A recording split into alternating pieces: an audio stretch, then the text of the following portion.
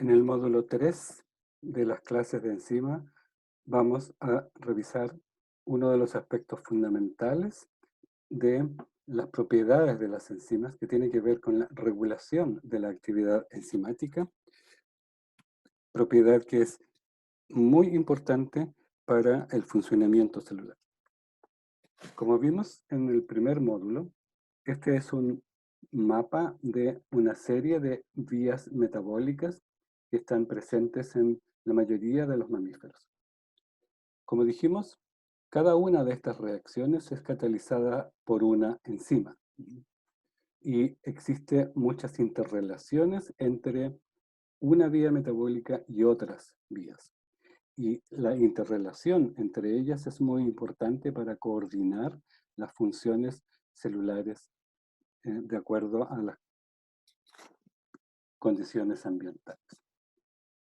La mayor parte de las reacciones que ocurren en una célula están catalizadas por enzimas que en su mayoría son reacciones reversibles, es decir, pueden ir en uno u otro sentido fácilmente dependiendo de las concentraciones de sustratos y productos.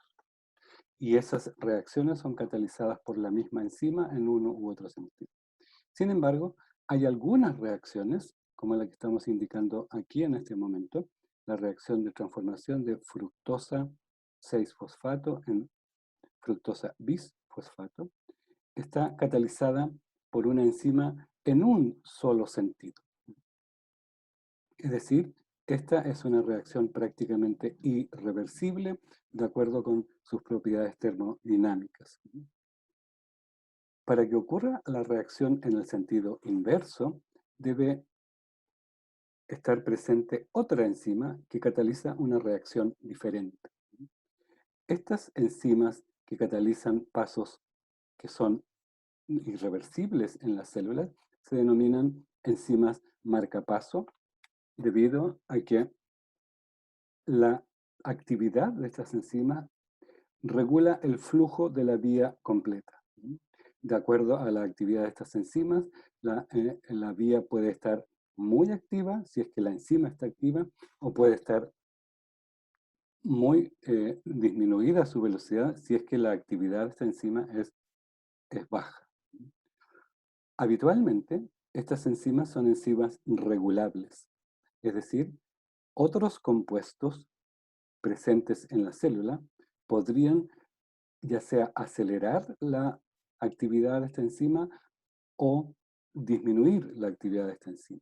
Y por lo tanto, dependiendo de las condiciones en que esté la célula, esta enzima puede ser más o menos activa. Por lo tanto, esa es una capacidad muy importante de estas enzimas denominadas marcapaso para regular y coordinar las funciones celulares. Muchas de estas enzimas regulables son lo que denominamos enzimas alostéricas, enzimas que tienen sitios de unión para moléculas reguladoras de la actividad enzimática que son en sitios distintos a la unión del sustrato. El sustrato se une al sitio activo y en ese sitio activo ocurre la catálisis. Pero un modulador enzimático es una molécula distinta al sustrato que está presente en la célula, que se une a un sitio distinto al sitio del sustrato y transforma a la enzima en una enzima con una actividad diferente, ya sea activándola o inhibiéndola. Normalmente, estas enzimas reguladoras o reguladas tienen lo que llamamos una cinética de saturación por el sustrato que la denominamos cooperativa.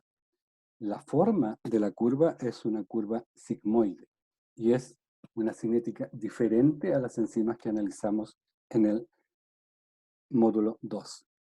Si comparamos la curva de saturación de estas enzimas que son reguladas, de estas enzimas alostéricas, vemos que la curva de saturación presenta una forma de S, por lo tanto es una curva sigmoidal.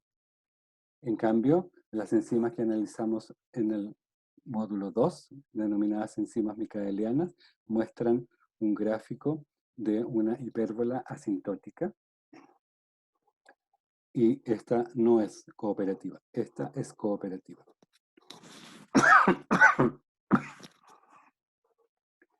La gracia, como dije, de estas enzimas que tienen esta cinética enzimoidal con el sustrato, a medida que va aumentando la concentración de sustrato, la actividad de la enzima se va haciendo cada vez más efectiva, hasta llegar a un máximo que es la velocidad máxima. Eso es lo que llamamos cooperatividad de la enzima.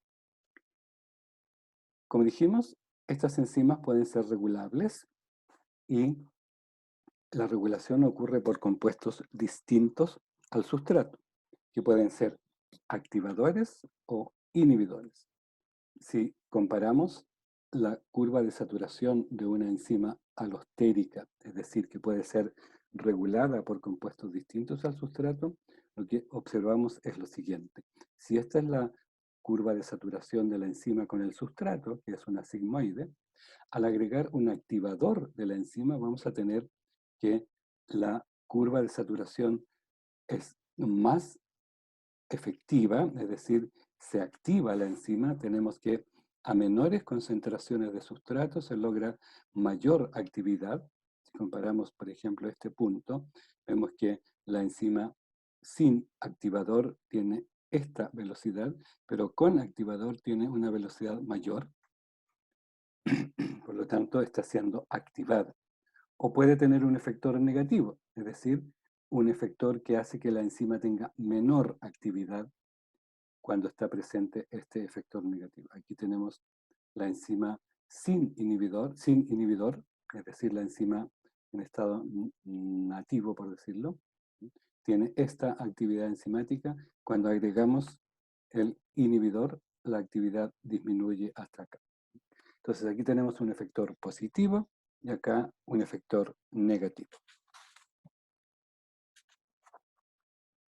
Un ejemplo de estas enzimas alostéricas es la que ya mencionamos en la primera diapositiva. Esta enzima se denomina fosfofructoquinasa y está relacionada con el metabolismo de la glucosa. Esta enzima lo que hace es transformar la fructosa 6-fosfato en presencia de ATP en fructosa 1,6-bifosfato más ADP. Esta enzima puede ser activada por compuestos como AMP y ADP. El AMP es un compuesto distinto del sustrato y del producto. El ADP es el producto, pero este ADP que regula a la enzima se une a un sitio distinto del sustrato. También puede ser inhibida de manera alostérica por el propio sustrato. A concentraciones altas del sustrato, esta enzima se inhibe a través de un sitio distinto a la unión del sustrato, que es un sitio alostérico. Citrato, que es un compuesto del ciclo de Krebs, también puede inhibir a la enzima. Entonces, este tiene varios efectores positivos y negativos, y el más importante de estos es el denominado fructosa 2,6-bifosfato. Fíjense que este es un compuesto muy parecido al producto de la reacción, pero es diferente. Este tiene un fosfato en la posición 1, este tiene un fosfato en la posición 2. Este compuesto se produce por otra reacción enzimática dentro de la célula.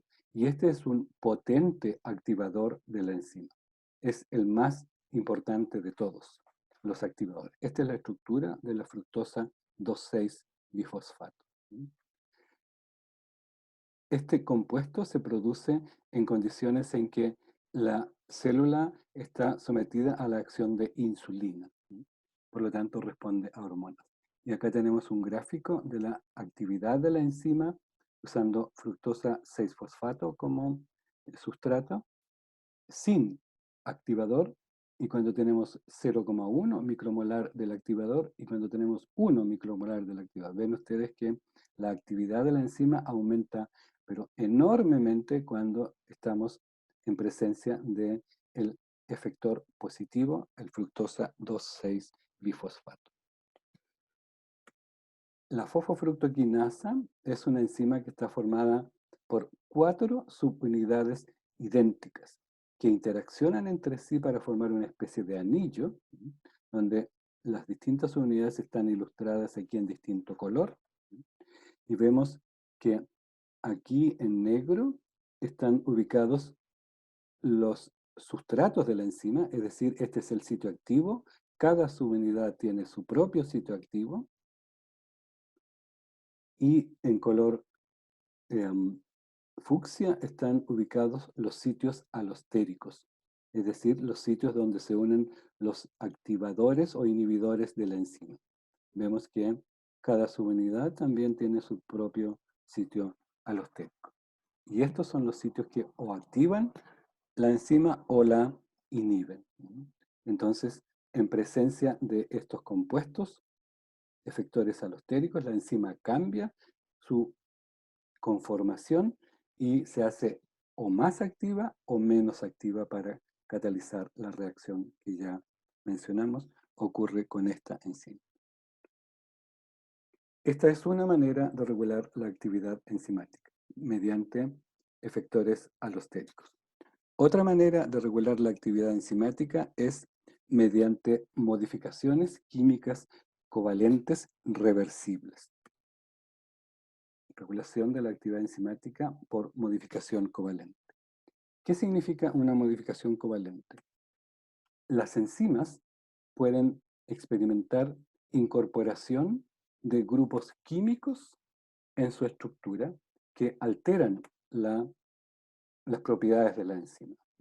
Pueden alterar su estructura o pueden alterar su carga y de esa manera pueden modificar las propiedades de la enzima. Por ejemplo, aquí está ilustrado una enzima cualquiera que por acción del ATP se fosforila, es decir, se le incorpora un grupo fosfato a la enzima. El grupo fosfato puede reaccionar con aminoácidos como la tirosina, serina, treonina, que tienen grupos OH, con los cuales puede formar un enlace éster con el ácido fosfórico, o con histirinas. Hay varios tipos de modificaciones covalentes que pueden ocurrir en las enzimas. Por ejemplo, la fosforilación es una de las más comunes y una de las que está más relacionada con cambio en las propiedades catalíticas de una enzima. Pero también puede haber incorporaciones de adeninas, de uridinas, de nicotinamida, de NAD, y metilaciones. Nos vamos a referir específicamente a estas que son las más comunes que ocurren en las células. Para que ocurra la fosforilación de una enzima, tiene que haber otra enzima que sea capaz de catalizar esta reacción de fosforilación. Esta diapositiva ilustra cómo una enzima que tiene un grupo OH libre en uno de sus aminoácidos, puede ser una tirosina o una treonina, con participación del ATP y una proteína que se llama proteína quinasa. Quinasa significa una enzima que le puede incorporar un fosfato a otra proteína. Ocurre la reacción de fosforilación, generándose ADP y la enzima que ha incorporado un grupo fosfato en su estructura. Esta enzima que ha incorporado un grupo fosfato tiene propiedades catalíticas y estructurales diferentes a la enzima original. Y es la proteína quinasa la que cataliza la reacción de fosforilación. Estas fosforilaciones de las enzimas son reversibles, pero para que para que la enzima pierda el grupo fosfato, tiene que ocurrir una reacción catalizada por otra enzima, y aquí está ilustrado cómo una proteína fosfatasa es capaz de remover el fosfato de una enzima para volver a la enzima original. Esta reacción de desfosforilación por la proteína fosfatasa es una reacción diferente a la reacción de fosforilación. Fíjense que en la fosforilación por la proteína quinasa el sustrato es ATP. En la desfosforilación por la proteína fosfatasa el sustrato es el agua. Por lo tanto, la reacción que ocurre en la desfosforilación no es la reacción inversa de la fosforilación, sino que es una reacción completamente distinta. Pero con esta reacción la enzima puede perder el grupo fosfato para transformarse en la enzima original. Un ejemplo de este tipo de enzimas que se regula por fosforilación es la enzima glicógeno fosforilasa que vamos a estudiar en este curso con bastante detalle. Esta enzima participa en el metabolismo del glicógeno. El glicógeno es un polímero de glucosas que es una reserva de azúcar en los músculos principalmente. El glicógeno, para poder ejercer su acción de reserva y liberar glucosa, debe experimentar lo que se llama em,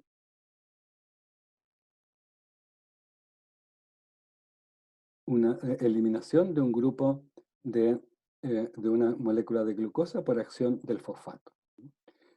Esta es una eh, reacción que ocurre por la glicógeno fosforilasa y se libera una glucosa 1-fosfato.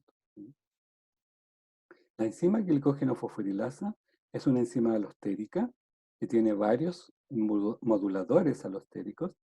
Está formada por dos subunidades idénticas y aquí está la interfase que ocurre entre las dos subunidades.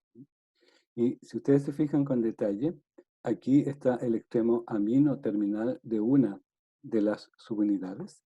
Este extremo amino terminal de una de las subunidades se puede fosforilar por acción de una proteína quinasa. Lo que se ilustra en esta diapositiva es una de las subunidades donde está el extremo amino terminal, aquí indicado por una flecha. Esta es la forma inactiva de la enzima. En esta condición, la enzima no ejerce su actividad catalítica. Sin embargo, cuando se fosforila en el extremo amino terminal de la enzima. Lo que ocurre es que este extremo amino terminal, ilustrado aquí en rojo, cambia de posición y ahora queda libre en la superficie de la enzima, y esta enzima se transforma en una enzima activa, es decir, esta sí puede catalizar la fosforólisis del glicógeno para dar glucosa 1-fosfato. Entonces, la modificación química covalente lo que hizo es transformar a la enzima, en este caso particular, desde inactiva en activa, cambiando levemente su estructura tridimensional y de esa manera permitiendo que ejerza su acción catalítica.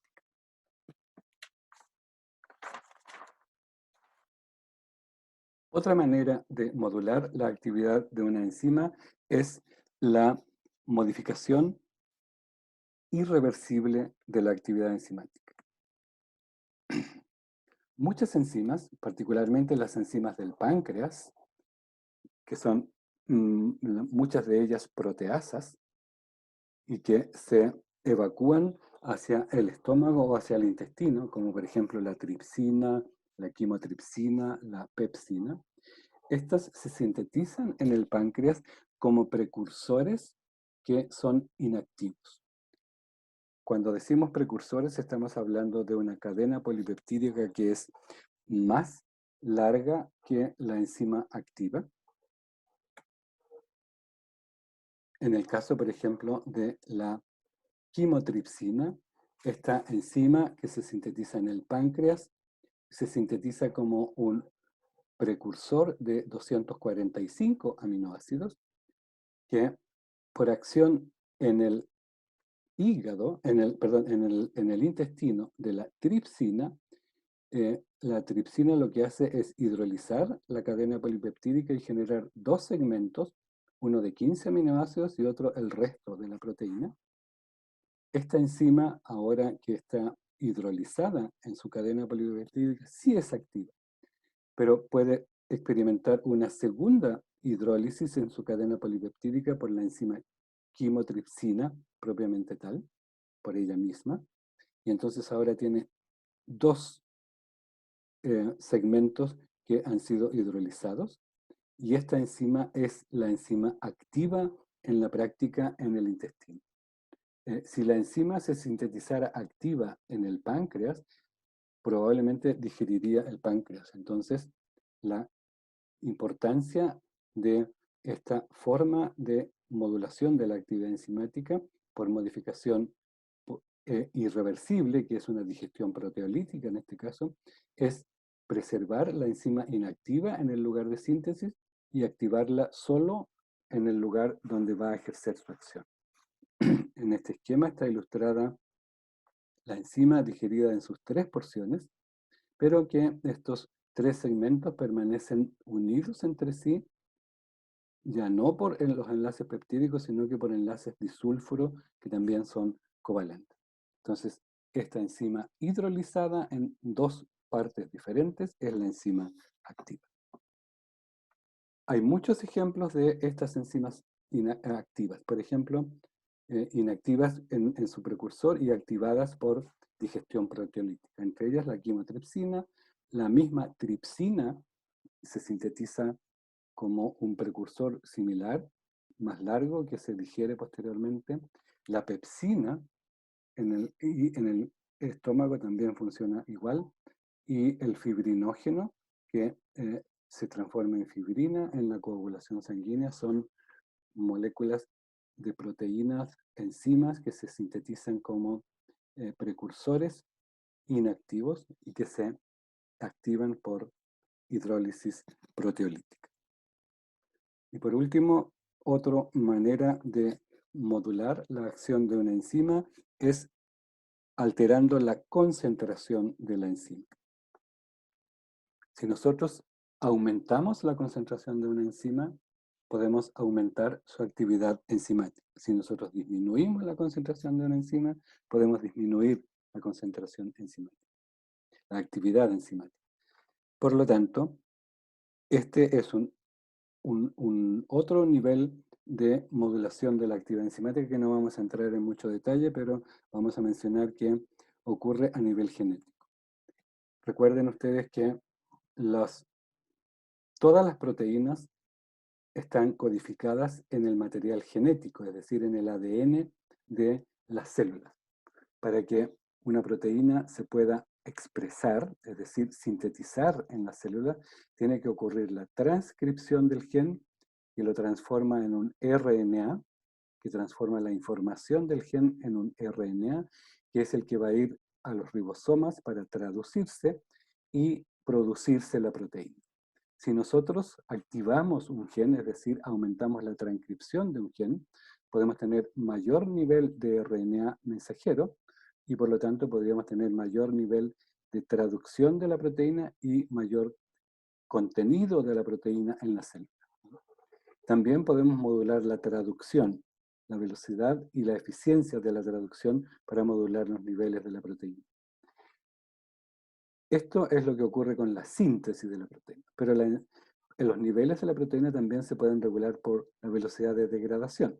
Si aumenta la velocidad de degradación de una proteína, para transformarla en aminoácidos libres, el nivel de la proteína puede disminuir y por lo tanto, si es una enzima, bajar la actividad enzimática. Entonces, por efectos en la síntesis, a través de la transcripción y la traducción, o en la degradación de la proteína, podemos modular los niveles de una enzima y de esa manera modular la actividad enzimática. Bien, eso es todo. Completamos aquí nuestras clases de enzimas.